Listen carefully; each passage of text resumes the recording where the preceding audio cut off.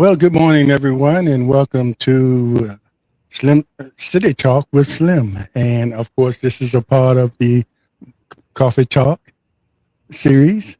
And we're here this morning. Of course, we've been talking to city officials on City Talk throughout the Hampton Roads. I talked to the mayor from Hampton, one of the city councilmen, women from Newport News, and a few people from the city of Portsmouth. But we're also talking to candidates that are running for re-election this year. We have three incumbents that are running, and one of them is here with me this morning, the Honorable Mark Hugel. And good morning, Mark, and thanks for joining us this morning.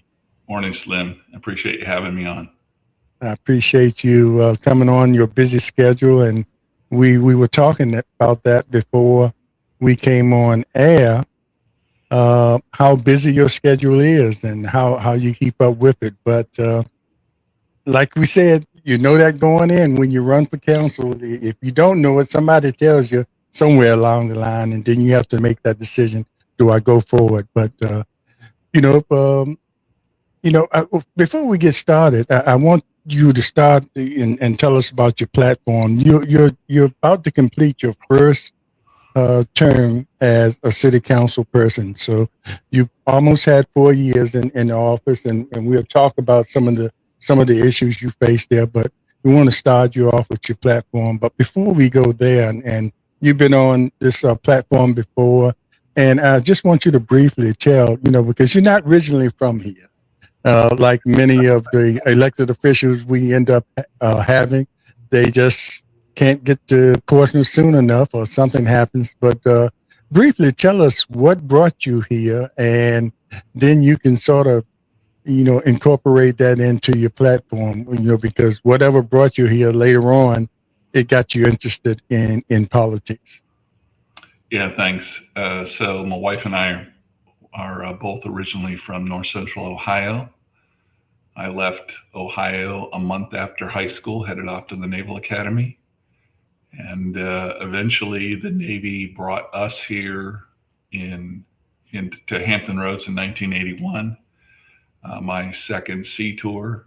And the Navy kind of kept us here. We were here, gone, through the rest of my 32 years in uniform. We built our first home in Churchland in 1986. So you're right. We're not originally from here, but we've been homeowners in Portsmouth since 1986, which is actually longer than at least one of my council colleagues has been on the earth. So not from here, but kind of from here. When I retired from the Navy back in 2009, I told my wife, the Navy's told us where we have to live all this time. Now you get to pick, where do you want to live? Mm. And she said, I enjoyed living in Portsmouth. Let's move back to Hampton Roads. Let's get back into to our house in Churchland. And so we came back here in the autumn of 2009. Until then, we didn't know where we were going to eventually settle as military retirees. And to be honest, I never really paid attention to local politics during my time in uniform. Always voted, but my focus in preparing to go into the voter booth was always around federal and to some extent state elections. Never really paid that much attention to local politics. And then we got back here, and with the decision to settle in Portsmouth, and I started paying attention, and it was never an ambition of mine to get into politics. But to be honest, when I started paying attention to what was happening in Portsmouth, there were some things I saw going on with Portsmouth leadership that I thought could be done better. And I tell folks, so I could have sat around complaining like my neighbors, or roll up my sleeves and try to help. And so back in, I guess it was 2000, I decided to tossed my hat in the ring for city council. That bid was not successful. Of course, that was the campaign that was run during the pandemic, which was an interesting way to get introduced to the campaign trail, doing everything just like this, doing it online, and that bid was not successful. But 2 years later, I decided. Still wasn't happy with some of the things I saw going on. Thought I could help, and decided to run again. And fortunately, the voters came alongside, and my I think my message then resonated with voters. And primarily, the things that I said that I wanted to work on back then really haven't changed, and now are reflected in the priorities that that city council has set for themselves. So, we have a reputation as an unsafe city, so public safety is at the top of the list, and we've made important investments in public safety. Still more work to do there, especially with staffing for Chief Jenkins and the police force. Getting our resources in place for our schools, educating our kids. Ultimately, I think when our schools are performing the way we want them to, every child that graduates is either going to be ready to go to college, ready to go into the military, or ready to go to work. I think that's ultimately the measure of success of our education program. SOLs are interesting, but I guess they're a device devised to measure along the way how well we're doing. But ultimately, when we graduate 860 kids every year, having them ready to go to college, go in the military, or head into the workforce with rudimentary skills training. I think that's where we're trying to get to. And then the other two areas that we committed to focus on are our infrastructure, our aging infrastructure, and economic development. Those things all of these things are really tied together. We need a safe place to live. We need a place where our children can be well educated. We need the fundamental services delivered effectively and efficiently. And we need to be bringing new business and new jobs into the city to continue to grow our economic base. The council has agreed that those are our collective priorities, and so I think this city council's got our priorities right, and I think the platform is really to continue pushing to fulfill some of the goals that we have set consistent with those four priorities. Yeah, Mark, earlier you mentioned about the SOL. So I want to get into the relationship between the city council and the school board. Yeah. And every year, it sort of comes up, and I've been around a long time, and it's no exception nowadays with any councils I've seen. It's always been, disagreements of approaches and everything like that. And for what I've seen, and I've had a school board member on here, and from what I've seen, it's been,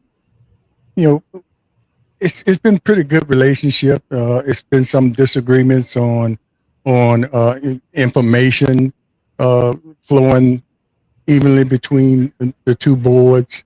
And the thing is, I think at one point it was a thing where what the public sees and what the public doesn't see some of the things that are behind the scenes that are worked out just like that. And you can talk about the latest development on some funds that were, I think it came down to a 2% mandate that the state was had passed down. You can correct me, but then they upped it to like 4%, which created a shortfall. Because both of y'all are already budgeted for the 2%, and then here comes, and once the state says, well, mandate something, you have to sort of find the funds from somewhere, and that was one of the issues, and that's why it's good to have these kind of conversations, and you're going to do a lot of these to set the record straight on a lot of issues, and anytime you get, 7 council members and that many more school board members, you're going to have some differences of opinions and the way you approach things. Talk about the relationship that you have seen over your last 4 years with the school board. And before you get into that, I noticed that, it's always been a point where a lot of questions were asked by the city council to the school board to make sure you were clear on, what they were asking for. And then the school board wanted to try to do their best in answering, the questions that you all were asked. And that's always been the case from what I saw historically between the two boards. And it's nothing different now. And I think the public, both bodies have the public in mind. The council has a larger picture, a larger plate to fulfill, which includes the school board, and the school board is sort of focused on the schools and the children. Mm-hmm. So to talk about the relationship that you've seen over the years, and and the latest compromise y'all had to come to, and a lot of times it's not the city's fault or the school board's fault. Sometimes whatever comes down nationally or whatever's cut here and there, affects what happens, and it usually comes after you have sort of done your budget. So I said a whole lot, but that's a good setup, by the way. Yeah. Yes. Do you have anything left to say? No, but go ahead. No. Yeah. Thanks. So the relationship is obviously an important one. I mean, city council is elected, school board's elected. So you got 2 elected bodies. Each has a little bit different overarching mission. City council to figure out what's best to do for everyone in the city. School board with a focus, what's best to do for our children and their parents. So when I was initially elected, one of the things that I set out to do, I walked into to city council knowing that there had been history of disagreement between city council and school board going back a decade, and so knowing that we need to kind of bridge the gap and find ways to work together in a healthy, effective way. I asked to be a liaison to the school board. So Councilman Tillage and I, 2 new people elected back in 2022, we were tagged to be the school board liaisons. And so we started the conversations with our school board counterparts and with Dr. Bracy, and just from a budget standpoint, the history was for pretty much a decade before Councilman Tillis and I were elected. The city had carved out roughly around $50 million a year to devote to the school system, and it was fairly consistent, and there wasn't a big year-over-year growth in that budget. and then it actually went down a little bit during the pandemic. And so we walk into to this situation where the local contribution to the schools had been roughly flat, and we had a bunch of vacant teacher positions, and so we had some really frank discussions in those school board liaison meetings to talk to how do we address attracting teachers to come and fill the vacant positions.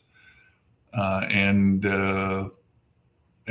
Dr. Bracy and Chairman Patillo, the school board, said, well, we're going to go do a salary survey and make sure that we address a couple things. One, we need to address just where compensation is compared to teachers in the local area. We need to be competitive. But then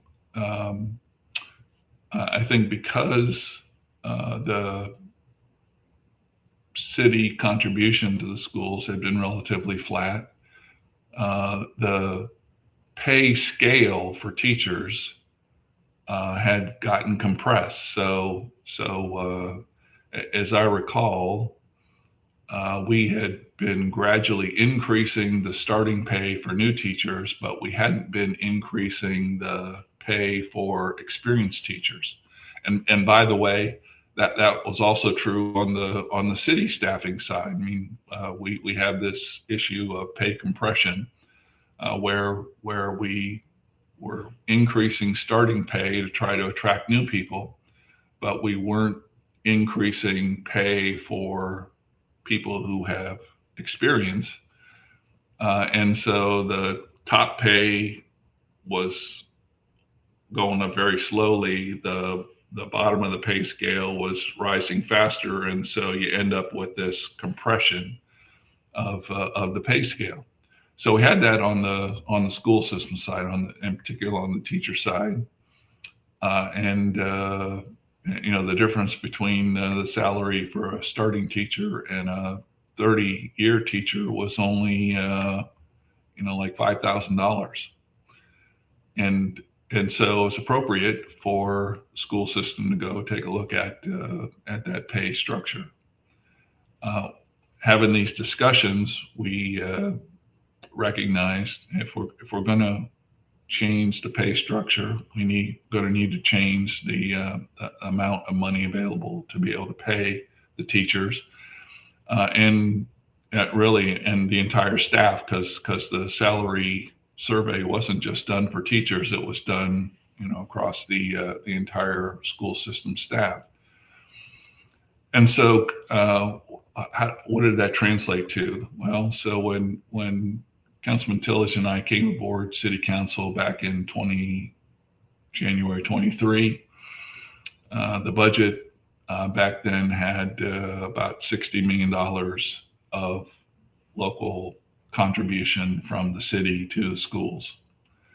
The budget that we just passed for this upcoming fiscal year has $89.9 million, almost $90 million of local contribution from the city to the schools. So in 4 years' time, we have increased the amount of money that the city general fund pushes into the schools by close to $30 million, which is a 50% increase over the amount of money that for a decade before we came aboard City Council, the city was pushing to the schools. That's a significant increase. In fact, in this year's budget, the city contribution to the schools for the first time is even higher than the amount of money that we have in the budget for public safety. Now, so all of that necessary in order to be able to address the compensation for our school system people, and in particular to address the shortfall that we had in teachers. And the good news is, from 2 years ago to last school year, we decreased the number of vacancies, vacant staff positions. This is across the whole school system now. Decreased the number of vacant staff positions by more than half. So the good news is the investment that we're making is having the desired effect. So that's kind of what led to where we found ourselves during this budget season. So the school system budget process, they pull together, the school board and the school system pull together their budget separately from the city budget process. And then there are conversations back and forth to figure out how we strike a good balance between the amount of money that's set aside in the city budget for the schools to be able to allow them to operate for the following fiscal year. This year, as the school system started working on their budget, the rumors coming out of Richmond were that the state was likely to pass a 2% pay raise for state-funded school system positions called SOQ positions. So the state pays for a portion of our staffing in the schools, and the city pays for the remainder. And so the school system built their budget, assuming that the pay raise that was coming for those state positions was going to be 2%, and therefore for us to match the state to ensure that we get all the state funding for those positions, we assumed a 2% staff increase for the non-state funded, the local funded positions. And as you know, the state got into budget discussions and the state budget that typically is kind of nailed down in the May timeframe as we're wrapping up our budget negotiations. Didn't happen in May, didn't happen really till the end of June. And when it finally did happen, the state's kind of final tally when it comes to the school system state-funded positions was to build in a 4% raise for those state-funded positions.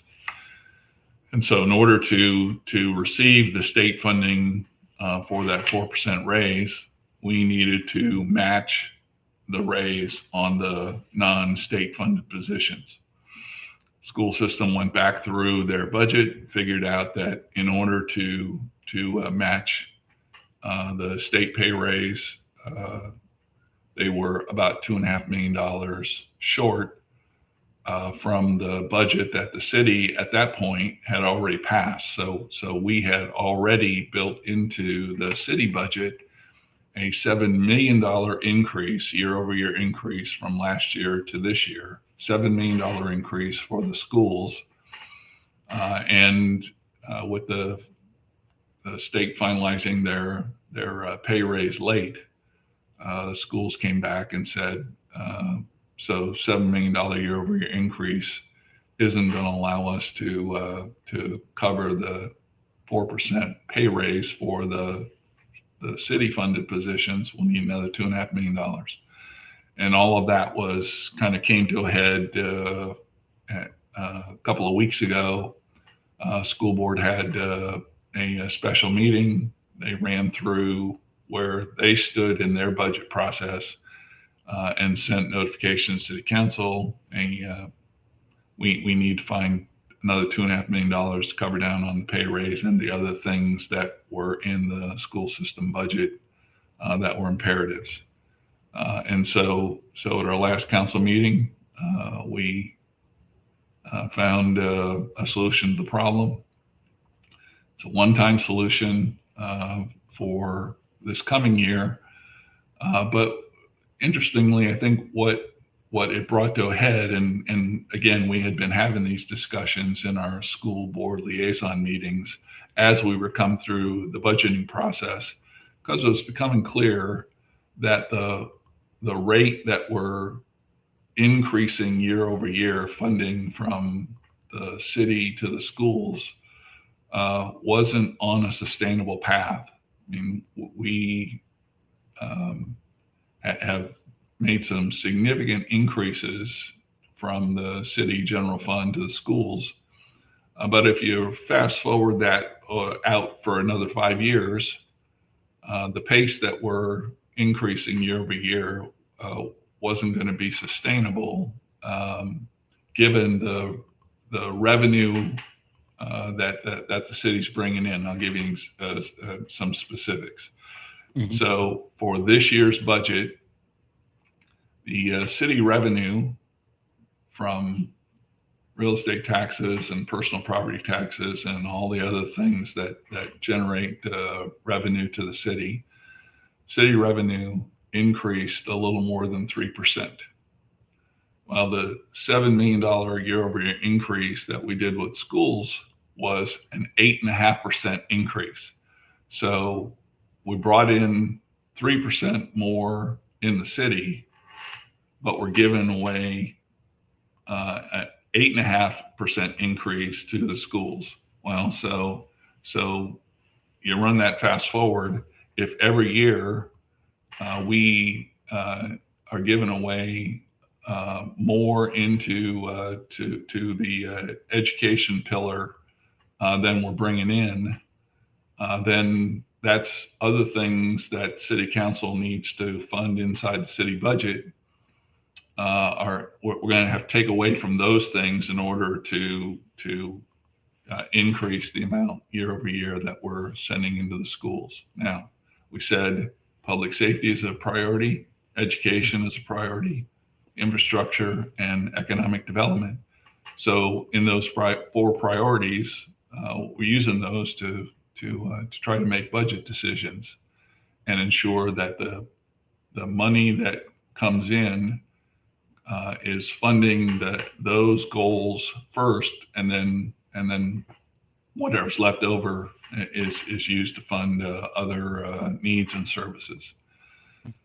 And so we had this discussion in the school board liaison meeting and said, what we really need to do is start the budget discussions earlier between the school board and city council, and give the school board some kind of sense of what additional revenue the city anticipates bringing in for the next budget year, so that we set the right kind of expectations from the school board. Because, like I said, if we continue to bring in 3% more revenue year over year at the city, but we push 8.5% more revenue year over year to the schools, then the pie is only so big, and the pie that we're carving out to go to the schools getting bigger and bigger means there's less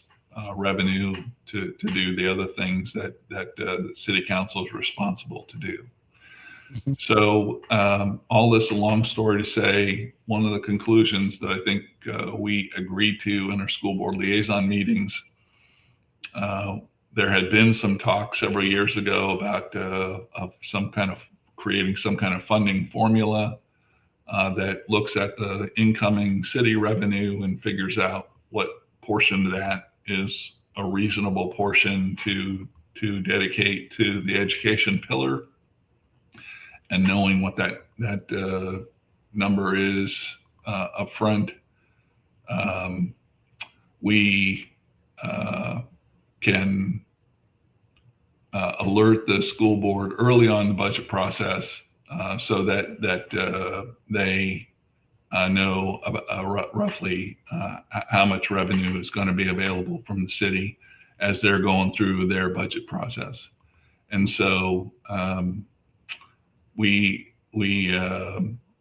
think at the council work session when we had this discussion about $2.5 million, one of the things that was brought up was recognition that as we move forward, we need to continue building the relationship with the school board. We need to have more conversations sooner around the budget so that we're creating the right kind of budget expectations earlier in the process, and can work through the details of what portion of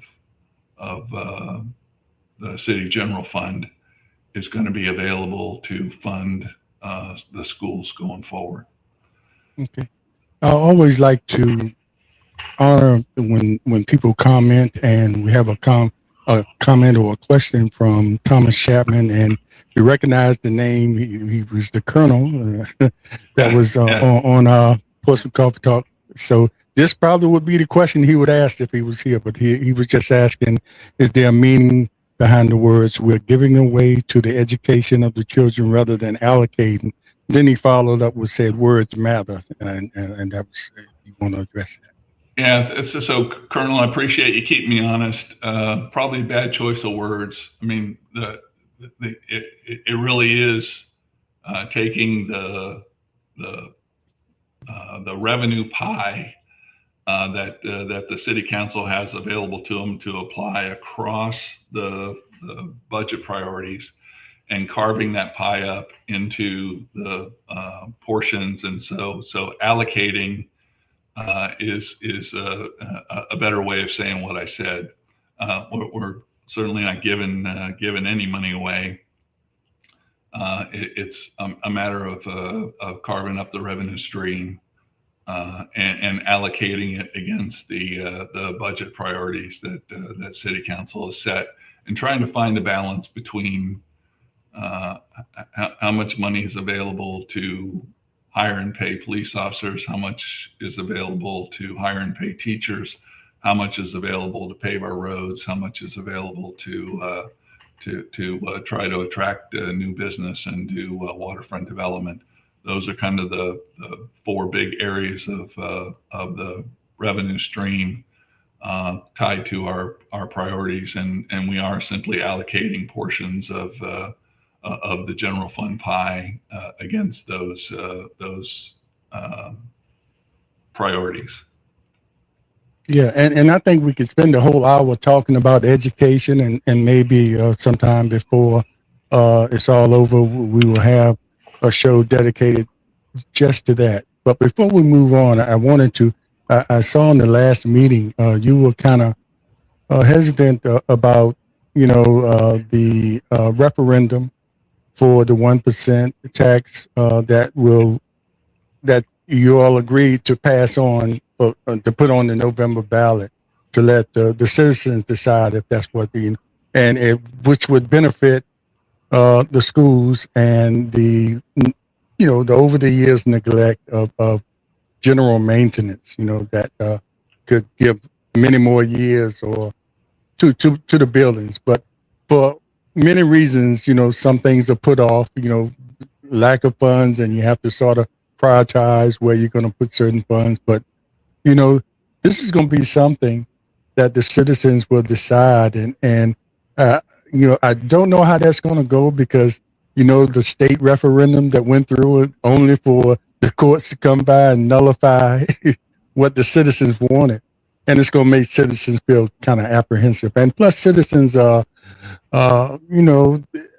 more tax, even though it's for a good cause. So, but it's something that probably has to be done. I guess talking in the meetings, you all said this is something that's it's almost state driven. Yeah, so it did come from the General Assembly. General Assembly recognizes that we're not investing as much as we ought to be investing in school construction, school repairs, and so the General Assembly included. That's not just Portsmouth. That's the state schools in general. Yeah. So every locality now has been given the green light by the General Assembly to do what we did. and that's to offer to the voters a decision. Do you want to increase by 1% the local sales tax? And if you agree to increase the local sales tax by 1% through this referendum vote, then that 1% sales tax will be held in an account locally for investment in new schools and school repairs. So yeah, they gave that permission across the state in recognition that they didn't have the money in the state budget to allocate toward doing the school construction repairs, and there are some localities that probably need that money more than others. Frankly, I think we recognize that we have some old school infrastructure, just like we have a lot of other old infrastructure. And so, could we use that money wisely to do new school construction? Absolutely, we That's what I could. was going to ask. Yeah. Yeah, absolutely, we could. Mhm. So, right now, one of our CIP priorities is to design and build a new K through 8 school. That school is estimated to be a $90 to $100 million investment. The way we'll fund that investment is just part of our capital improvement program, and when we set aside $90 to $100 million to fund that school, that's $90 to $100 million that won't be available to build something else, a new sewer transfer station, a new public safety complex. We got a long list of capital improvements that need to be made across the city, again, because we have old infrastructure. And so would 1% sales tax help to pay that bill? And it's estimated that 1% sales tax imposed in Portsmouth would generate something like $13 million a year. And that would help to pay for, and all of that money would go into an account specifically set aside for new school building or repairs to our existing buildings. Do we need that money? We need that money. But to your point, and I think the point that I tried to make at City Council the other night, it ain't a great time to be imposing additional taxes when we already have a relatively high tax rate already.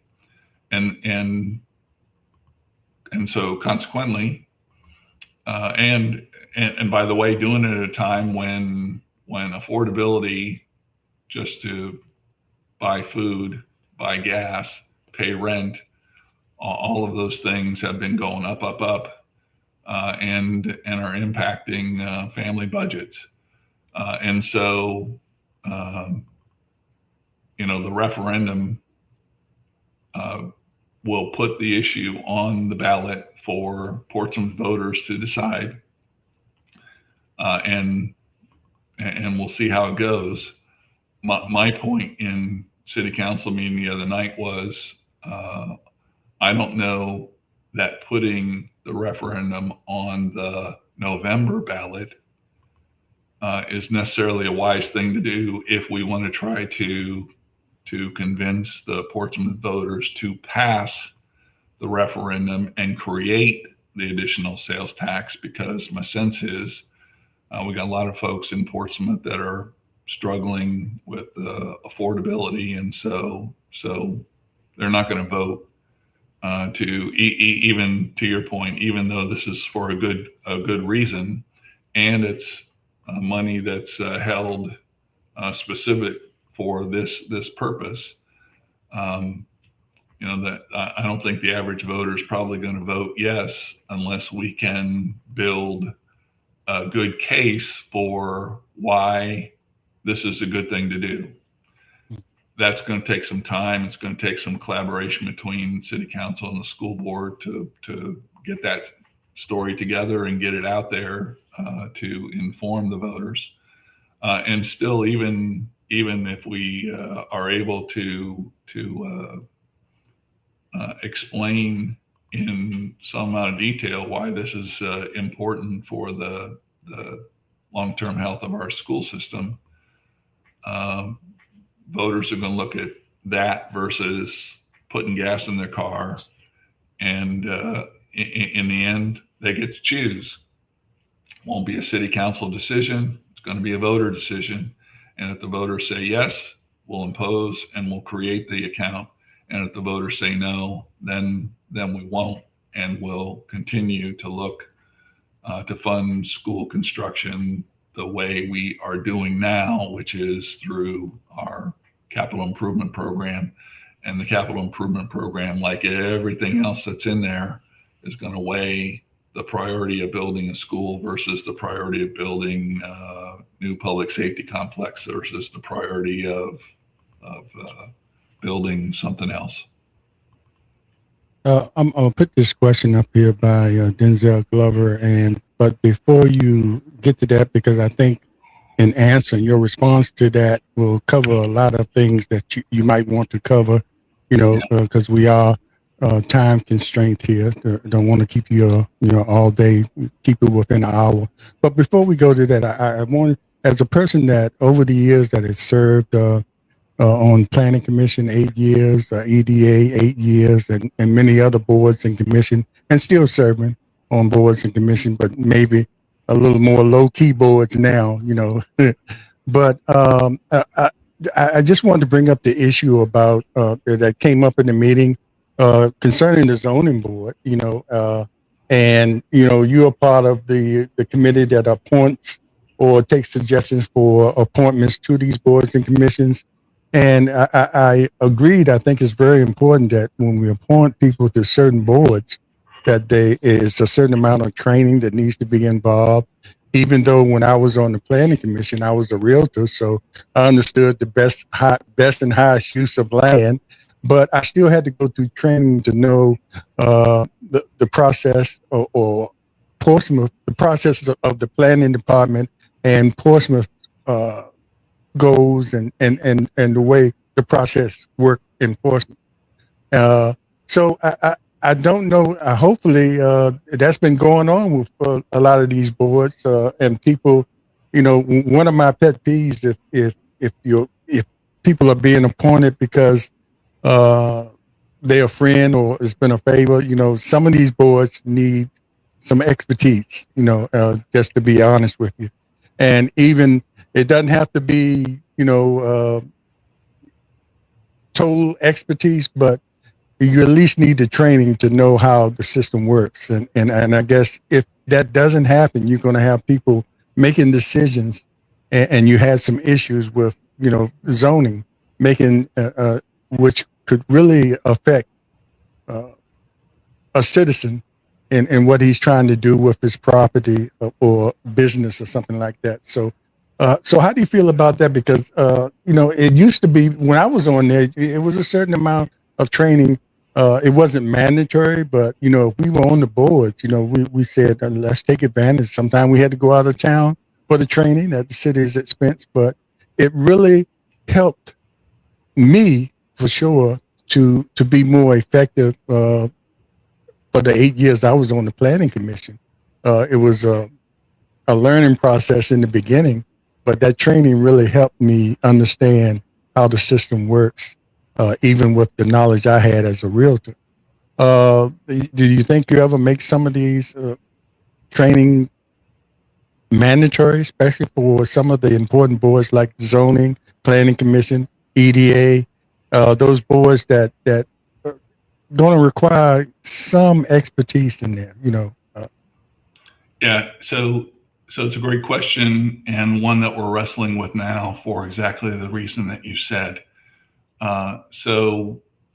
Economic Development Authority, Port and Industrial Commission, Planning Commission, Board of Zoning Appeals, those boards, commissions all kind of deal with elements of city code that need to be understood by the commissioners.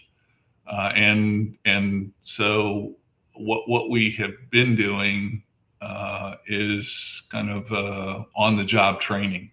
So Planning Commission has a work session before their voting session. And the work session, they talk about the things that they're going to vote on, but then as they have time available, Dr. Russell has been doing training with the planning commissioners around the zoning code, use permits, all of that to help them understand what the city code says about that, so that as they're making their decisions, they can make wise decisions and consistent with what's prescribed in city code. Similarly, Board of Zoning Appeals needs to understand what the zoning code says, so that they follow the process that ultimately allows for special exceptions or waivers to be made to zoning code that are put in front of them. And not every board and commission is necessarily the same. The history board Right. doesn't need to have zoning code training, but Right. there are those the ones that I mentioned that have an insight into what the city code says in those areas is important.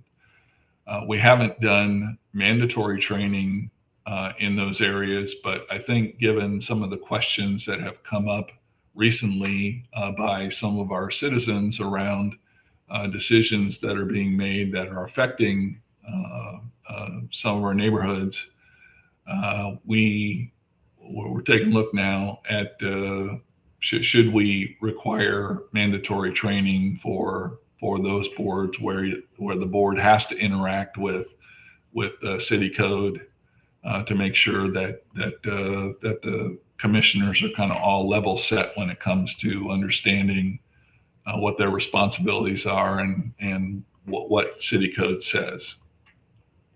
Yes, and you don't want to open yourself up to lawsuits, and that might sound extreme, but people can sue for anything. Yeah. I'm on the Board of Equalization, and the decisions we make, we could, the city could be sued because of the decisions we make. So why we have to go through the annual training for what we do as far as Yeah, assessments. you and I were talking before we came on today. The fact that I'm a retiree. I'm the only Hmm. retiree on city council, which means I have the opportunity to do a lot of liaison work. So I'm a liaison to economic development. I'm a liaison to port and industrial. I'm a liaison to planning commission. I'm a liaison to parking authority. I do the personnel committee. I do the legislative committee. I do the school board liaison. So I have a long list of liaison assignments. The benefit of that for me, frankly, is I get to see things that are happening in each of these commissions or committees. And quite often, one group will be talking about doing something, and I'll be able to say, I was in a meeting just last week with another group. They're talking about doing something around in that area, and in particular, when it comes to this interaction with city zoning code, planning code, or planning requirements.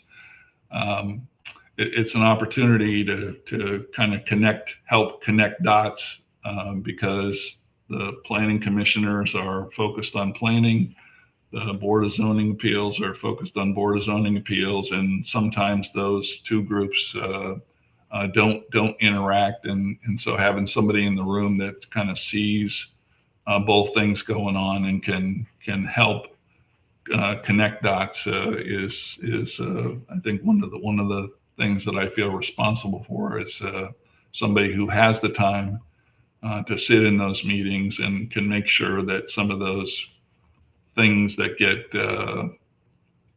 missed in the seams between one group and another, we have a chance to bring those things together.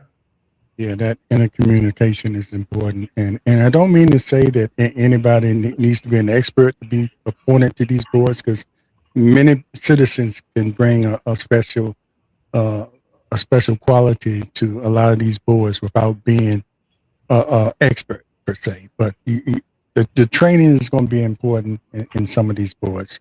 But excuse Well, me. Anyway, and the personnel committee does take a look at um, not only ensuring that the representation on the boards and commissions are diverse, that's mhm, important, lots of ideas, but also that the people who are serving want to serve.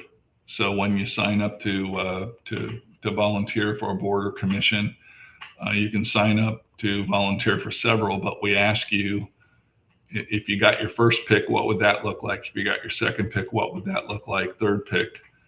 So we try to match um, um, skill sets, priorities, passion, and willingness to volunteer as best we can. And then those matches are put in front of the entire council in closed session to validate that we've got the right people moving into the right places. And I often get asked at civic leagues, well, I'd like to be more involved in what's happening around the city. You mhm. want to get involved? There's a way to get involved. Volunteer Yes, for serving on a board or commission. There's no better way, short of being elected, for you to help the city wrestle with some of the issues that are out there. yeah, that's a great way. I believe that. And real quick, let's get to Denzel Glover's question. And we'd love to hear about other great things Councilman Hugel has done in the city, from economic development to public safety, while he has been in office. This should not just be a discussion about schools when it comes to him being on council. Well, Mr. Glover, I brought up the schools because that's been a hot topic for the last few weeks or months, and that's the reason I brought that up, and that that's going to always take a considerable amount of time. But thanks for your question, and I think Councilman Hugo will address that now. Yeah, thanks. And Denzel, thanks for the question. So as I said to start with, maybe one of the most important things that we've accomplished with the current city council is arriving at an agreed to set of priorities. My first 2 years on city council, we never really congealed around what our priorities are. Everybody talked about public safety. Everybody talked about education and infrastructure and economic development, but we didn't have any specific goals set in each of those areas. Now, as a city council, because of the twice annual retreats the last couple of years, and working collaboratively with the city manager, and the city manager then taking those priorities and the specific goals that the city council is setting in each of those areas and communicating that down through the city organization. The outcome is we're getting things done. In fact, at the most recent city council retreat back in February, this city council adopted the motto "Get Stuff Done," and we adopted that motto because we are getting things done, but there's a lot more to do. We in the area of public safety, the chief and Portsmouth United and our Crime and Gun Violence Commission all are making progress. The crime stats show that we're making progress. We're not done. We got more work to do. The issues that we recently have seen in London Oaks caused us to kind of come around with Portsmouth United, the residents in London Oaks, to figure out what are some of the specific things that we need to be doing there that haven't been done, that are allowing the violence uptick in London Oaks. The incident that occurred out on Victory Boulevard night before last. So those things continue to remind us that in the world of public safety, the work is never done. And so we're committed to supporting Chief Jenkins. We're committed to supporting Chief Magabat and their teams, because ultimately, as I said, we have a reputation to live down, and we got work to do in order to get our arms around public safety. But we're making progress, important progress. In education, as I said, we want to get children graduating either headed to college, the military, or directly into skilled workforce situations with real jobs. Thing is, we have the jobs out there, and so career technical education was an area, a passion of mine, going back to my time as a commander at the Navy Yard. And so the fact that we have good career jobs out there means we need to continue investing in career technical education. I'm excited to see that the PACE Center is coming online. I want us to continue using the Skilled Trades Academy that the Tidewater Community College offers right here in Portsmouth. Both are great opportunities for us to help our children that are not going to go to college, that are not going in the military, to go into the workforce. In the area of infrastructure, we're when I came aboard City Council, we were pumping and hauling sewage from one place to another in the city because our sewer transfer stations were in bad shape. We have made that a priority and have gone to the General Assembly and asked for some budget help, and have gotten that help from the General Assembly to invest in our sewer transfer stations. So the money that we were wasting by pumping sewage from one place into a truck, moving it to another place, and dumping it, we're spending way less money doing that these days than we were 4 years ago when we came aboard City Council.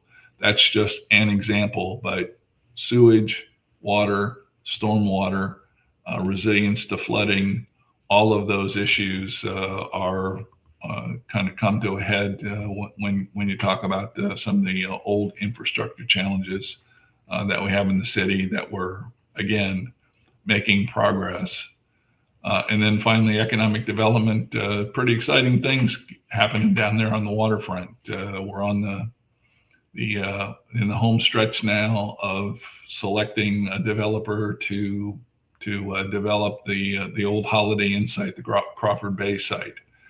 The jail tower has been turned into a pile of rubble, and the rest of the magistrate building and old courthouse, all that is in the process of being demolished in anticipation of doing waterfront development on the south end of the downtown waterfront. So those waterfront development projects are going to be important for the ability of the city to generate new revenue. Both of those sites have been sitting fallow or occupied by the city and not generating any tax revenue for, in the case of the Civic Center, since the late 60s, early 70s. The case of the Holiday Inn site since 2008. So for decades, we have wonderful waterfront property that's generating no tax revenue. And so the development in both of those areas, vitally important to help bring additional revenue in to help us pay the bills for public safety, education, and infrastructure. And then the Link District, pretty exciting things getting ready to break loose there. And of course, beginning of the year, we'll see the new casino hotel come online, and opportunities in that part of the city to grow other entertainment opportunities.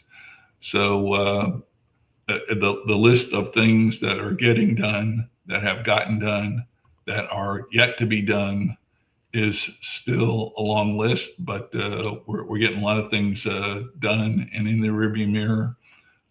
More things to be done, and frankly, that's the reason that I am running for another term. There are some things that we're in the middle of that I'd like to be involved in pushing across the finish line that are in the works right now, and that are going to make a difference, not just in the short term, but in the long term for our city.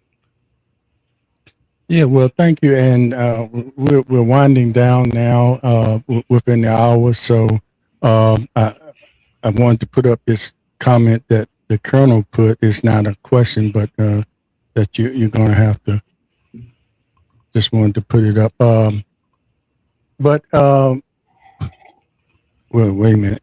That hides everything. I think it's still up there on the screen at the bottom. I don't know if you can read it, but I'll put it up at the end. But I just wanted to ask one more question, but because there are some other questions that probably will come up as you go forward during this campaign season. People, as far as crime, people are concerned about the money being spent on the prevention of crime that's going out to certain people.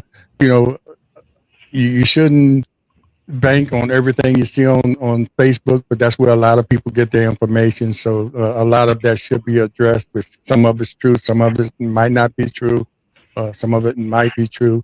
So people have questions about some of that and the crime commission and things like that. But I know it's a lot of things going on. Some things you cannot prevent from happening.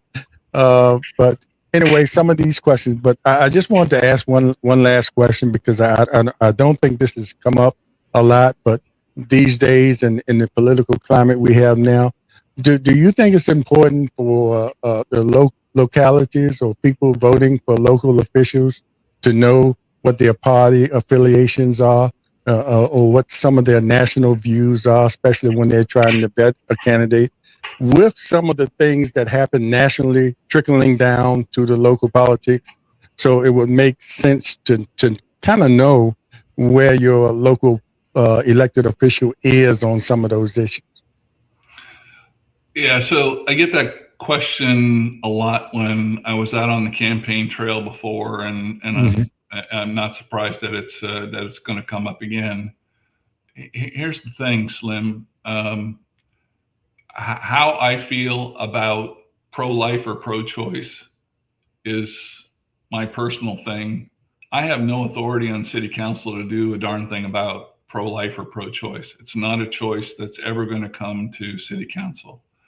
Should you be worried about where I stand on national issues? Well, so it's a great country.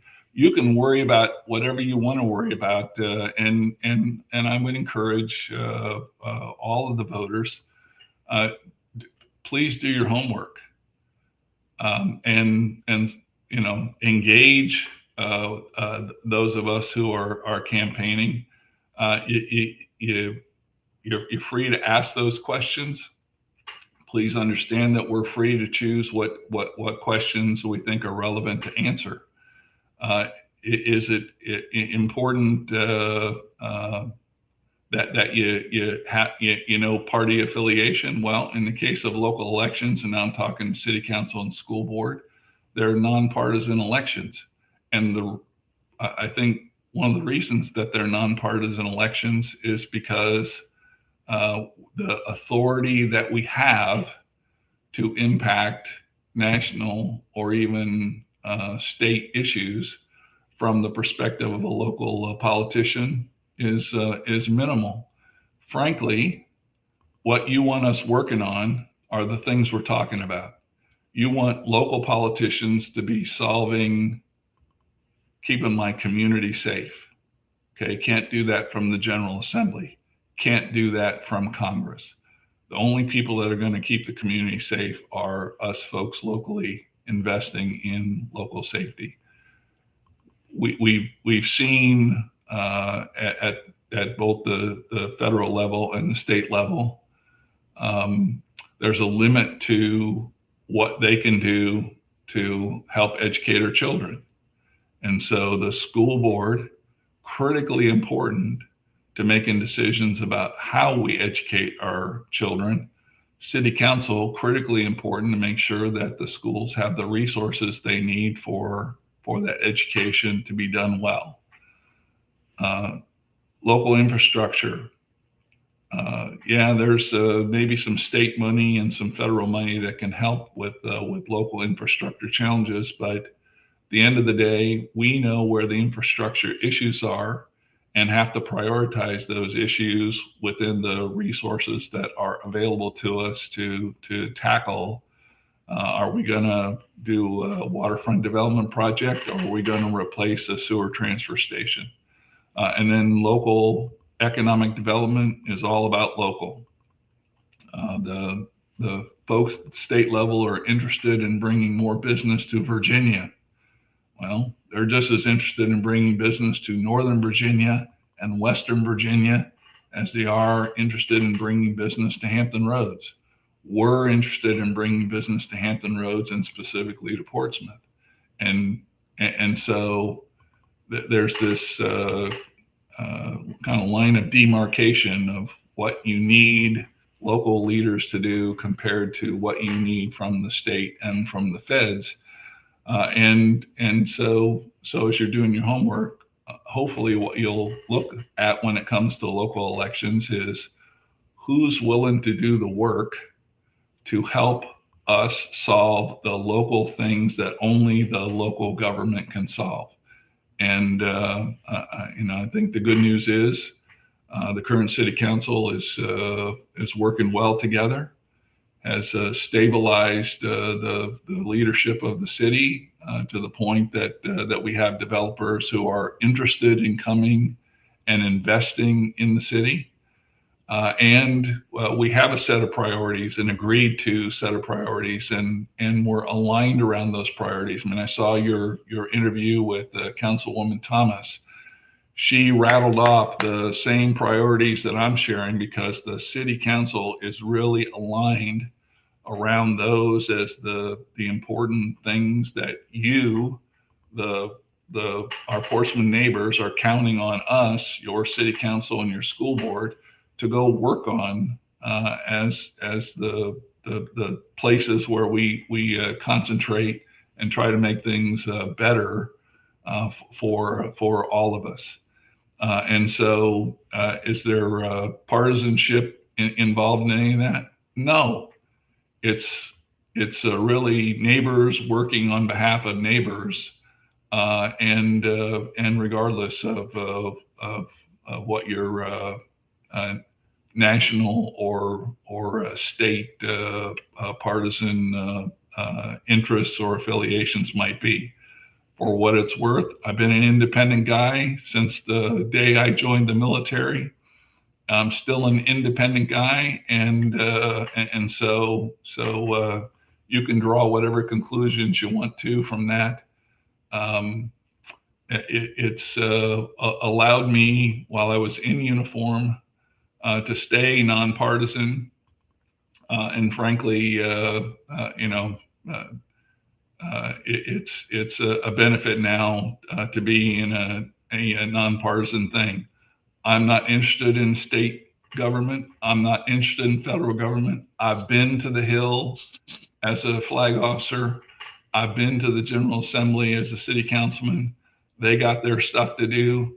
That's not why I'm interested in serving. I'm simply interested in serving on behalf of all of my neighbors to try to make Portsmouth the awesome community that frankly I think it is, and we're living into that potential now.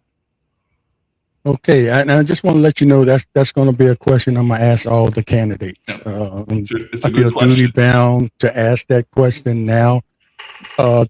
5 or 10 years ago, that wouldn't have come up because it's known that local politics is nonpartisan. Yep. But with today's climate, that's a question that must be asked, especially Sure. when citizens that feel strongly about certain issues when they're vetting a candidate, it might be important to them. But anyway, thanks a lot for coming on, and I appreciate you asking the questions. And I know you have to get going. Got a busy day today. You're kind of everywhere, but want to give you one last opportunity to talk. You pretty much did your campaign during the whole time you were speaking, which is what you should do this campaign season. But you give you that have the last word as far as why people should reelect you to the Portsmouth City Council. So again, Slim, I want to thank you for the opportunity to spend some time talking about the issues that you brought up. They're kind of current events issues and relevant to what's going on around the city right now.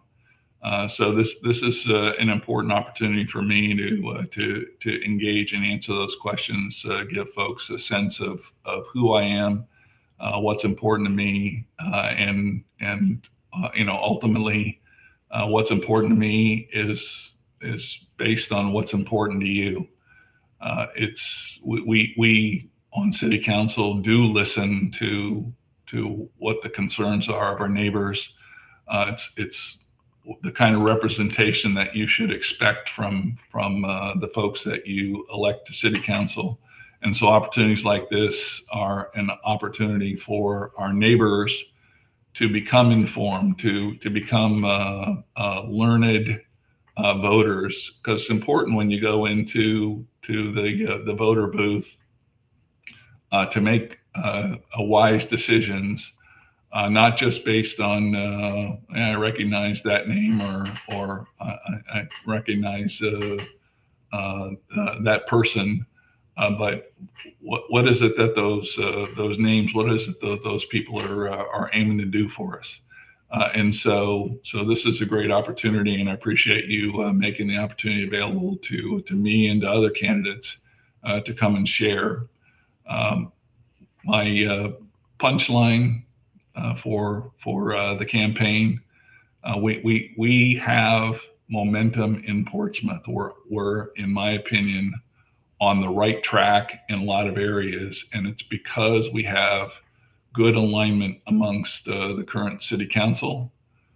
We're committed to working with each other. We're a diverse group, which means a lot of ideas. We wrestle with those ideas in a healthy way, and I want to be part of the team that continues doing that. And so as you head to early voting, which is a month and a little away, election day that's 3 months away, hope that you'll consider the momentum that we have, the stability that we brought to Portsmouth leadership, the fact that we're making good news and not bad news, and consider those things as you step into the voter booth, and I would ask you to consider reelecting me to City Council. So again, Slim, thanks.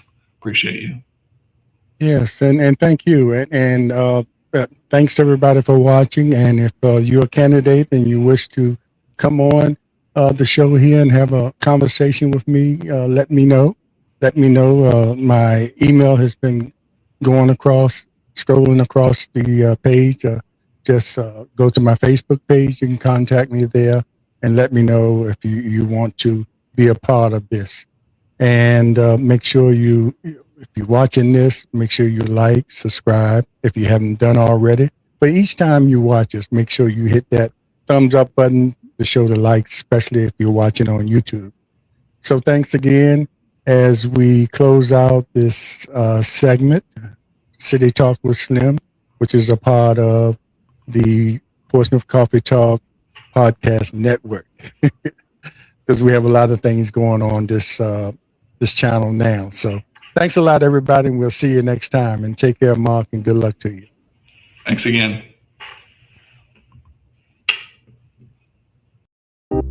be our guest.